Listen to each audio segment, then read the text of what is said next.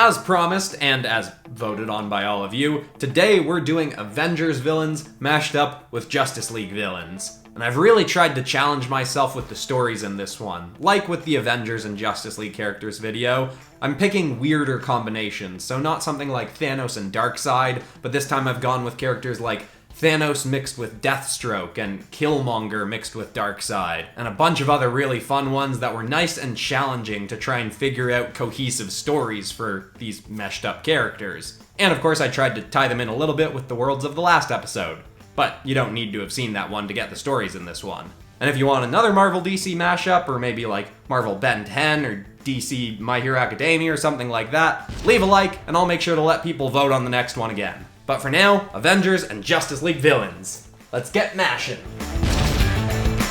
Odin Orion and Frigga Bard had never intended to tell young Loxley Blake of his true parentage. He'd been told that he was their son, but truly he was the child of an affair between Odin and a mortal woman who died giving birth to Loxley. Frigga forgave Odin's betrayal of her, but deemed that they should bring their other son, Bruce, to Earth and live as a mortal family alongside Loxley. As a half-breed or a demigod, Loxley wouldn't have been allowed into the godly realm of New Gengard, and with his biological mother dead, he had no family on Earth. Frigga refused to see the boy abandoned, so they brought a mountain of gold, adopted the last name Blake, and they began their new mortal lives, trapping all of their godly powers into a great axe that was hidden away in a cave on their new earthly estate. But Loxley had learned of his secret parentage and spent much of his young life teaching himself any old world magic that he could learn, using the fragments of godly abilities that lingered in his body, but he felt he deserved more. He despised the fact that his entire family had given up their powers simply because he was half human. He still felt it was his and their birthright to be all powerful gods. But when Odin and Frigga were tragically killed, they revealed the location of the Great Axe, and despite being told to only wield it if he truly needed it, Loxley immediately tried to claim it. But it wouldn't budge for him. Loxley decided that if he couldn't have the full power of the axe, then nobody could. He erased his brother's memory of their godly origins and of Loxley's existence, took half of the family's fortune, and fled to lead a new life. He took his biological mother's last name, Lutherson, and started building from scratch what would eventually become the world's most successful tech company, LoxCorp. Of course, to build much of their technology and to win over business partners, Loxley would often use the few magical abilities he had, manipulating people's minds and essentially forcing people to invest with him and make deals with him that meant major losses for his competitors, which made it much easier for his company to grow. His shady practices would eventually be discovered by reporter Lois Urich of the Planet Bugle, who would relay the information to a new budding hero, the Super Scarlet. A hero that Loxley would come to despise, both for the fact that she made it her mission to unravel all of his crimes, but more so because she was powered by magic, on par with what he could have if only he'd been able to wield his family's axe. He'd eventually go mad enough with hatred and envy for her that he'd build himself a part magic, part technology armor to face off against her. And despite him being eventually defeated and imprisoned, Loxley was quick on the path to orchestrating his escape from prison to clash with the Super Scarlet once again.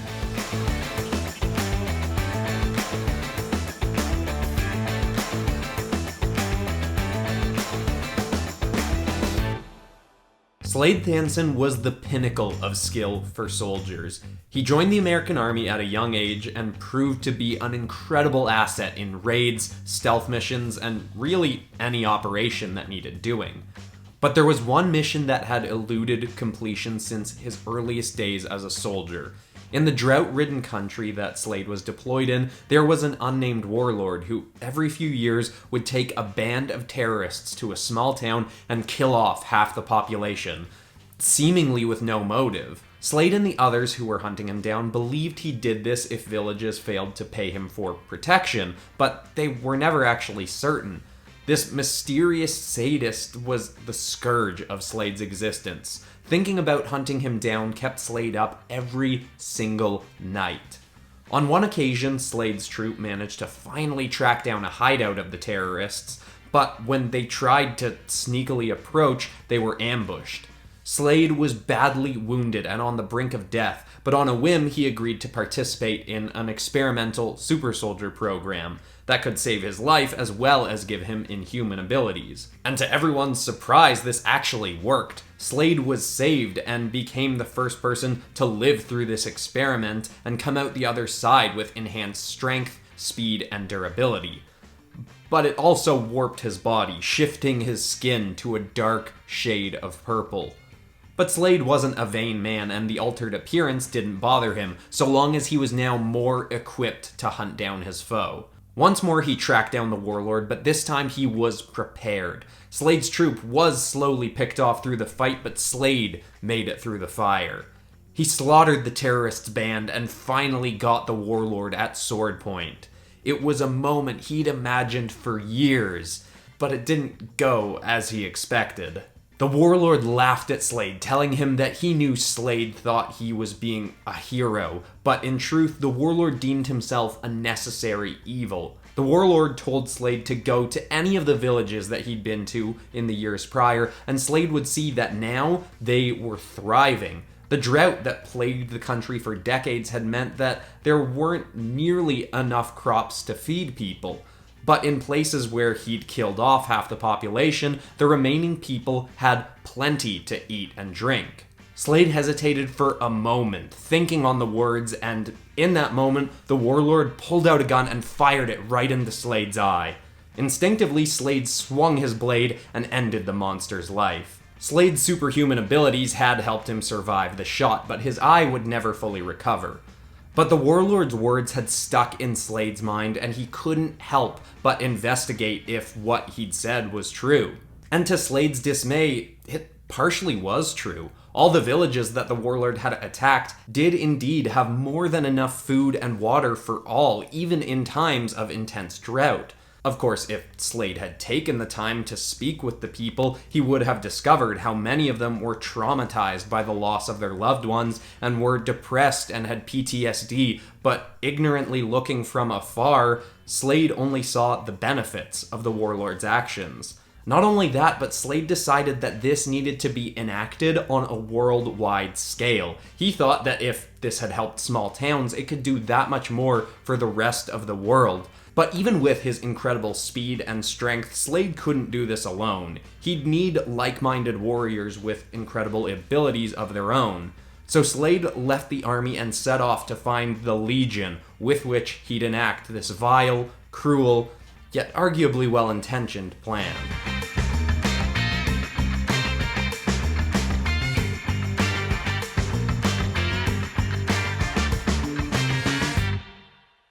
I'm gonna pull a corridor crew here really quick and take a look at what percentage of people who watch these videos are subscribed. 28.9%. So 71.1% of people who watch and enjoy these videos are not subscribed. What's up with that? If you like the videos, subscribe. Then you get to see them right when they come out, and I'm pretty much always replying to comments in the first hour of a video's release. So you can come say hi to me as the video's coming out. But anyway, regardless of what you do, we're moving on to the second half of the video. Now, as previously established, Odin had a bit of a shady history, and while Frigga knew of his affair that had led to Loxi's birth, she never discovered that centuries earlier, another affair had led to the birth of a demigod named Kane, who remained on Earth. Odin had loved this daughter and frequently came down to Earth to fight alongside her and the Vikings she lived with. Odin reveled in the occasional battle, but as they fought more and more, Ella's bloodlust continued to grow. She kept pushing the Vikings to invade and pillage more and more territories. Odin feared that with the powers she possessed, she could end up leading her warriors to overthrow the entire planet. Hypocritically, he thought this was too much power for her to have over the Earth, so he sealed her away in a magical chest and cast her into the sea, deciding he'd figure out what to do with her at a later date, but really he'd eventually just forget about her. He wasn't a great guy. But upon his untimely murder centuries later, her tomb was unlocked, and she arose from the depths of the sea full of rage and completely lost. After days of swimming aimlessly, she was found by a submarine captained by modern-day pirates who called themselves the Mantas.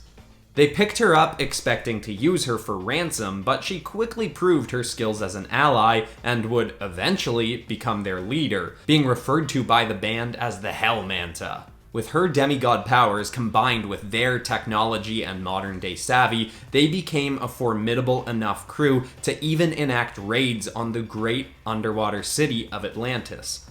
But of course, this would eventually lead her to blows with someone who would soon become her arch-rival, a half-Atlantean hero who's particularly difficult to beat when he's angry. Believe me, you wouldn't like him when he's angry.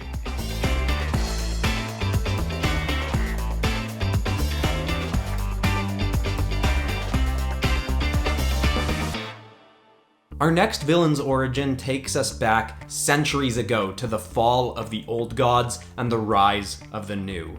You see, the old gods who'd watched over Earth and other dimensions of the multiverse had been a feudal bunch.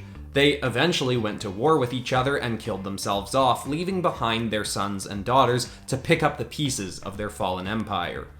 Odin Orion and Frigga Bard, who we mentioned earlier, were made the rulers of New Gengard, for a time, but for this tale we are going to focus on the Panther God Eric Uxez, who desired to rule over the hellish wasteland of Apocrypha. Uxez essentially wanted to be left alone. He found the presence of other biological life to be distracting and unnecessary noise. The only place that he could be free from all other life was on Apocrypha. Unfortunately, this honor had gone to his older brother Drax, and Uxez had been relegated not even to Earth, but to a single city on Earth, Themaconda. The city of superhuman women had been created in Africa by the old gods as an ambassador city between the gods and humanity. And this was back before Themaconda had isolated itself from the rest of the world. Human farmers and tradesmen came and went freely to and from the city. Uxez grudgingly took overwatch of the city, but secretly schemed about how he could kill his brother and take over Apocrypha. He never grew to like the Themacondans, but he respected their lifestyle. They trained hard, were strong-willed, and had firm, unshakable laws. He tried to pretend that he didn't care for them, but after years of watching them, he would develop a passing fondness. And they'd grow to respect him as they did all the gods, even basing the queen's armor off Eric's own godly panther-like appearance. But one day Uxez noticed a boom portal opened in the farmlands of Themaconda. Eric's brother and some of the other gods were ushering some of the human farmers working for the Themacondans inside. When Eric inquired what they were doing, Drax explained that they were going to see if Apocrypha could be turned into a livable environment. This enraged Eric on multiple levels. For one, his silent, barren paradise that he'd hoped to claim someday was being ruined with sentient life. But along with that, the gods were essentially throwing these humans to their death on a whim. It was very likely they wouldn't survive the harsh conditions of Apocrypha, and the gods just didn't care. Uxez had finally had enough. He went to the queen of the Themacondans and told her that he wanted to lead them in a war against the new gods, to free the Themacondans from the oppression of these thankless overlords. He saw this as a win-win. His brother would die so he could claim Apocrypha, and the Themacondans would be free to live as the most powerful beings on Earth.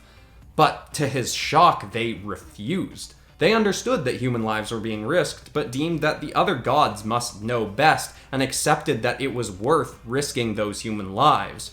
Uxez never felt so disrespected in his long life, and that was the moment that Eric Uxez lost all respect for any other sentient beings. His last shred of morality stomped out by the negligence of a society unwilling to act to help their fellow beings.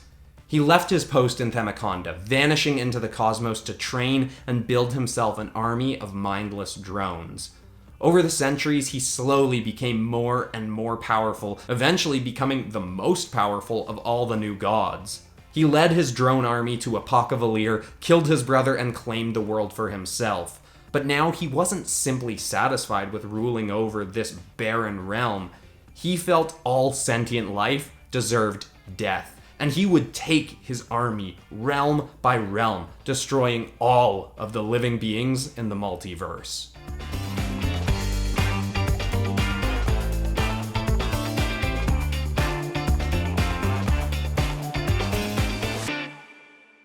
Well, I gotta say it, I think this is my favorite episode on the channel since the second Avengers as Dragons episode, I think. Speaking of which, next week I'm bringing back the Dragons episodes. Think it's been a long enough wait. Friday, Monday, haven't decided what day it's gonna come out, but, you know, that's why you gotta be subscribed and have the bell rung so you get notified when the video drops. And of course, if you haven't already, make sure to check out the previous episode in this series, Avengers and Justice League characters combined. And let me know what other team-ups you want to see in the comments below. I'm super open to suggestions. Love the comment sections for that. But that's all for today. I'm Christian Pearson. This has been Popcross Studios, home of the nerdiest art videos on YouTube. Thanks for watching, everybody, and I will see you all on Monday. Goodbye.